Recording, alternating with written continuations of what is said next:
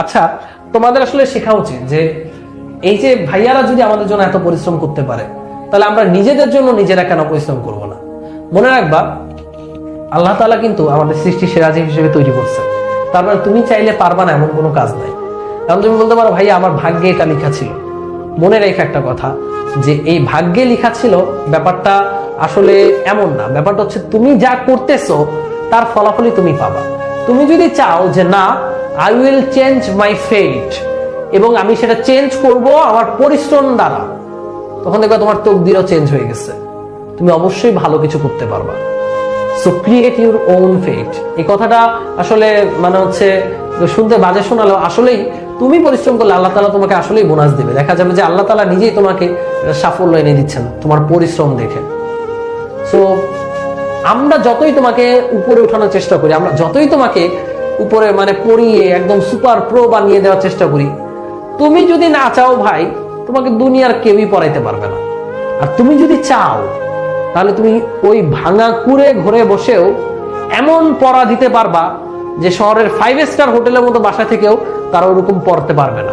তুমি যদি চাও, তুমি 5 স্টারের হোটেল মানে 5 স্টারের মতো যাদের বাসা, তারাও এখানে যে সুযোগ সুবিধা পায়, তুমি সেই সুযোগ সুবিধা ছাড়াও নিজেকে গড়তে পারবা। অল ডিপেন্ডস অন ইউর চাওয়া। সবকিছু তোমার চাওয়ার উপর নির্ভরশীল, তোমার ইচ্ছার উপর নির্ভরশীল। লাস্ট ক্লাসেও বলছিলাম তোমাকে যে একটা ছোট গল্প বলি। আমার এক বন্ধুটা হচ্ছে কলেজে আমরা একসাথে পড়তাম। তো ছিল বিলো অ্যাভারেজ একটা স্টুডেন্ট, মানে তাও আমরা বন্ধু ছিলাম।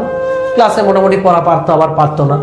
তো সে এইচএসসি এক্সামে আমাদের ক্লাসের 65 জনের মধ্যে আমরা সেবার 60 জন মানে 60 জন A+ পাই। তো ওর আশানুরূপ রেজাল্ট করতে পারে না, ও পাইছে হচ্ছে 4.5 এর উপরে।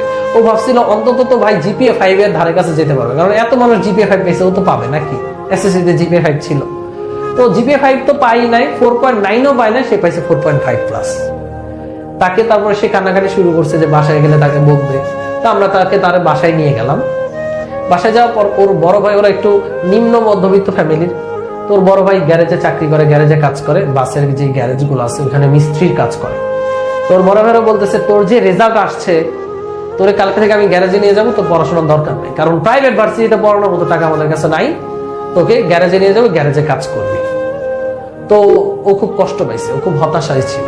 তো আমরা বুঝা শোনায় দিয়ে রাতের বেলা আসছি বাসায়, এসে আমি ওকে ফোন দিছি, কিরে কি অবস্থা? ও বলতেছে যে ঠিক আছে, সব ঠিকঠাক আছে, ভাল লাগতেছে না আমার, আমি একটু, আমার ফ্যামিলি মন খারাপ, আমার একটু হতাশ লাগতেছে, এটা বলে ফোনটা রেখে দিছি। এরপর অ্যাডমিশন সিজন, আমরা পড়াশোনা শুরু করছি, পড়তেছি। আর ওর খবর তেমন নেওয়া হয়নি। তো ঢাকা ইউনিভার্সিটিতে যখন এক্সাম হয়, তখন ওর সাথে একবার কথা হইলো যে এক্সাম কেমন দিছিস?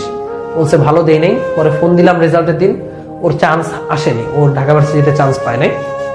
তো মেরিটের বাইরে কোনো কিছুই আসে না, ও 4.5 চান্স পায় নাই। তো আবার অনেকদিন চলে গেল, ওর সাথে কথা নাই।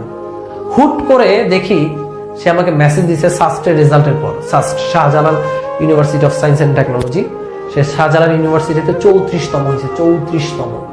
Can you imagine that? আমাদের সময় সাস্ট একটা ড্রিম ছিল, এখন হয়তো গুচ্ছ করে অনেকের মনে হইতে পারে যে ভাই সাস্ট কেমন কি জানি না, বাট আমাদের 2015 সালে সাস্ট স্টুডেন্টদের একটা ড্রিম ছিল যে সাস্টে সিএসসি পড়বে। কারণ তখন সাস্টে সিএসসি থেকে ম্যাক্সিমাম স্টুডেন্ট দেখতাম বাংলাদেশ থেকে গুগলে যাচ্ছে। তো সাস্ট একটা আসলে ড্রিম ছিল। ওইখানে সে 34তম হয়েছে, 34তম। তারপর সে সিএসসি নিয়ে পড়ে এখন সে ইন্ডিয়ান একটা টেক কোম্পানিতে আছে। তো তার সাথে আমার পরবর্তীতে কথা হওয়ার পর যেটা বুঝলাম, সে যখন হতাশ ছিল ঢাকা ভার্সিটির এক্সাম, সে তো রেজাল্টের পর হতাশ ছিলই 4.5 পর। এরপর যখন ঢাকা ভার্সিটি এক্সাম দিল, তখন সে যখন ধারে কাছে নাই কারো, আমি যখন চান্স পেলাম, সে আরো হতাশায় ডুবে গেল। হয়তো বা তার বাসা থেকে অনেক কথাবার্তা বলা হয়েছে তাকে যে গ্যারেজে কাজ করা, আর কোথাও দিতে হবে না।